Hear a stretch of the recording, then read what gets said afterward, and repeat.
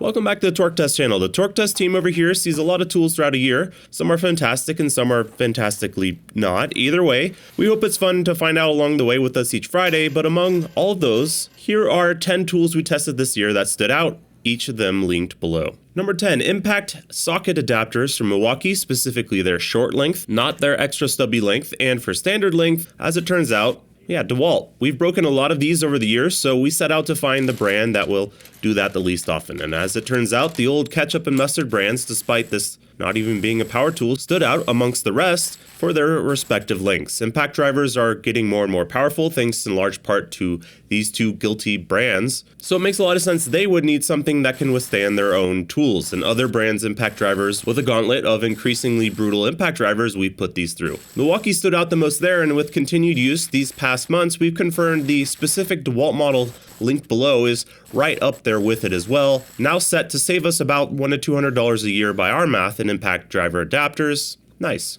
Number 9, cheap click-type torque wrenches and digital torque adapters. Not cheap in the sense that they are worthless or fragile, because these days, they just aren't. These simply cost less than most of the stuff we're normally using, but in testing, it crushed it. Some didn't, let's be clear, on the cheaper end of options, but the Tecton here and 1/2 inch, 3/8 quarter inch torque wrenches will take a beating and still test more accurate than even they advertise. And this TagVit digital torque adapter was scary accurate for one of the lowest cost versions we could even find. These are nice for more sensitive torquing tasks that allow you to watch the torque value climb in real time. And the clicker type is nice for a repetitive job like wheels and suspension. Considering a 250 foot-pound digital torque wrench I'd consider buying starts at around $200, $40 for something you can slap on the end of a 1/2 inch breaker bar or ratchet and become, in effect, a digital torque wrench is pretty awesome. Number 8, we don't keep all the tools we buy, just most of them. This DeWalt 6-inch FlexVolt grinder, though, was already spoken for by a buddy of mine who said he wanted it after we were done testing it. Sorry, Chad, I still got it because this thing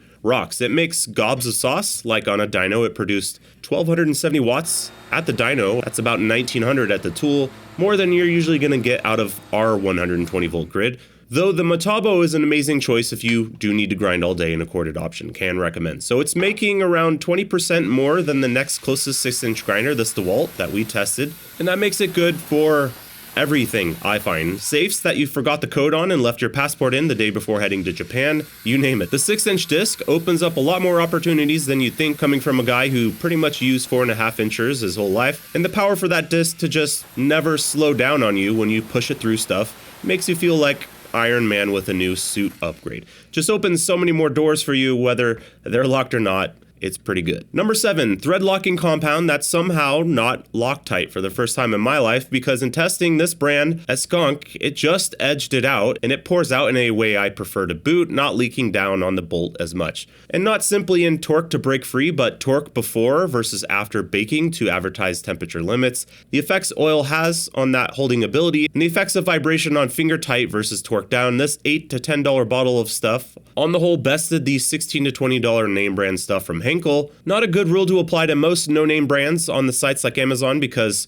some of them are just not great. But when using this stuff only exclusively on repairs and projects for months now, haven't turned back. Don't throw out your Loctite, but if you need some thread locker, it's worth a look for less coin from everything we can measure.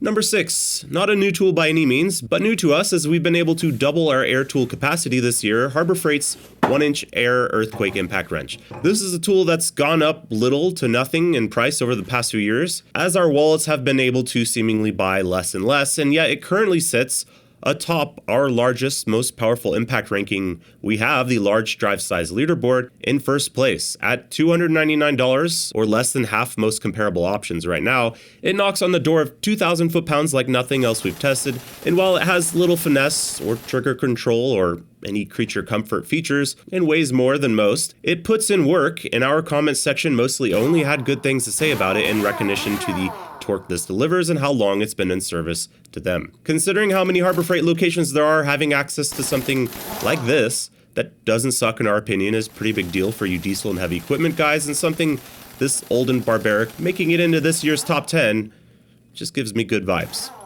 Number 5, the Denali, or formerly Denali, now Amazon Basics electric screwdriver.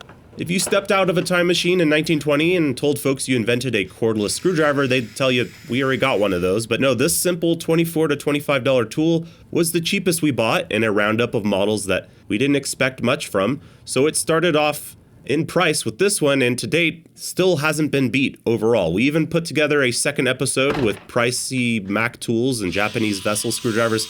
Still no dice. It remains at the top defiantly. It's sort of silly at this point. I feel like it goes out of stock every time we mention it, but it's at the point DeWalt had to release an all-new powered screwdriver recently to try and top it. Well, I'm just making that up, but maybe it's good, maybe it's not. Let us know any others that we've missed that you'd like to see as we head on to likely pistol convertible models. Surely something eventually has to beat this tenacious teal troublemaker. Number 4, the DCF 964, or DeWalt's Project Ludicrous in 3/4 inch drive. 3/4 inch rarely makes as much a splash as it should compared to 1/2 inch drive in cordless tools. This tool says, nah, hold my beer, 1,167 foot-pounds on this channel is no joke. These are hard-fought figures over here. It wasn't long ago only 1-inch drive cordless was making this arena of torque and requiring this dyno to not lose data from literally stretching out our test bolts. 3/4 inch drive made the 1/2 inch version of this tool just better in nearly every way. It's less of a rodeo to hold on to when VTEC kicks in, stays more planted on the socket and bolt head than the 1/2 inch. It delivers more sauce than any other anvil swapped platform we've tested, like from small to large anvil, by torque numbers and by percentage. And the sockets just prefer it. Less hopping around, less wallowing out of the square drive. It checks all the boxes for us. It's beastly, comparatively cheap when looking at stuff in this neighborhood. Plenty of batteries you might already own, and it's just cool. Do you need it? Maybe yes, maybe no, but should you need it, it's gonna get the job done, or you're probably in a much more dire situation than a boulder nut simply being tight or rusted. That thing's gonna need to be liquid to be removed. And that's the sort of arsenal progression I can get behind.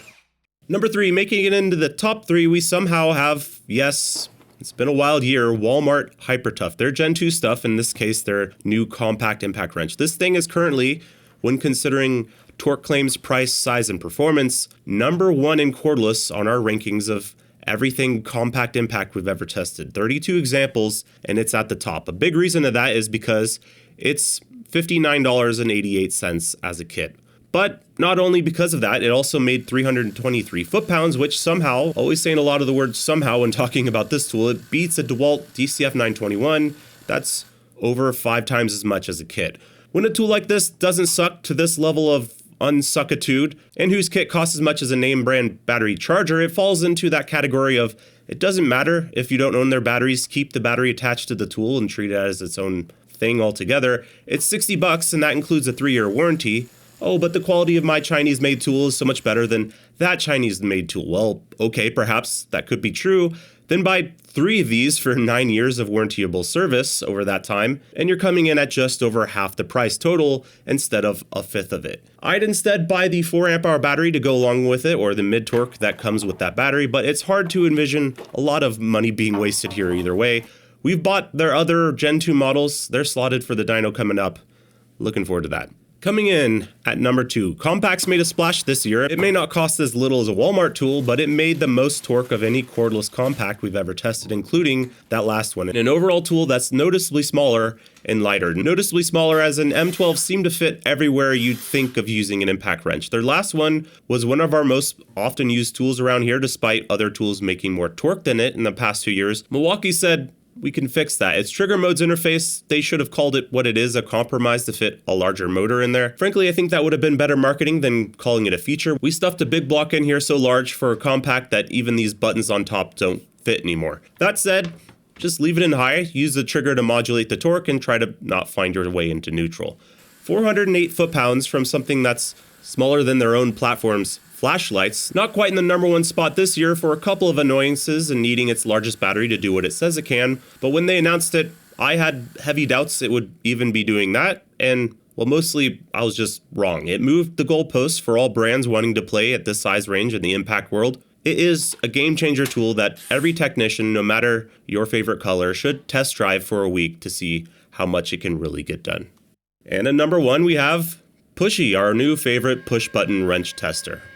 Well, No, okay, the winner here in tools is the Craftsman Overdrive, Stanley's mostly copy of their own Max RBRT for $75 instead of $310. But you gotta hand it to Pushy. We open up a book of ASME proof standards and just press a button and he tells you how well the wrenches do compared to those standards and more, allowing us to include hex materials that match grade 5 and grade 8 bolts, as well as the perfect laboratory hardened hexes engineers like to use. And all that's to measure peak capability as well as just how well these tools grip onto everyday fasteners like the less than perfect examples you're going to be using them on. And when it comes to that, new to us and most of the world, walking into a store, the Craftsman Overdrive wrenches do that incredibly well.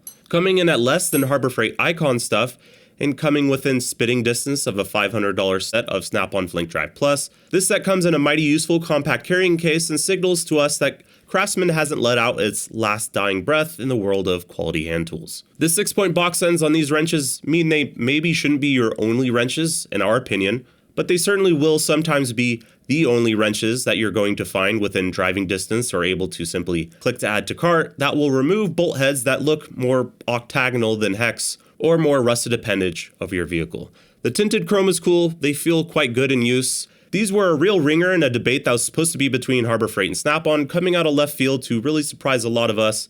We love finding little stuff like this in our testing, and it's a big reason we do what we do.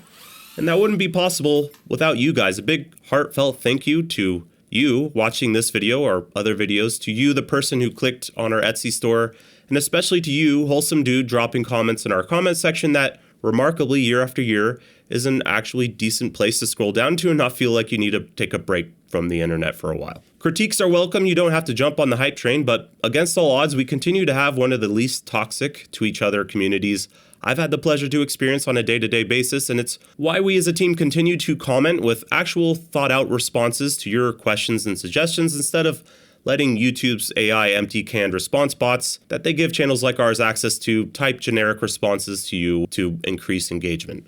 Thanks for allowing us to enjoy another year of buying as many tools as we want to and coming along for that ride with us as we basically poke these tools with measuring sticks in the best way that we can figure.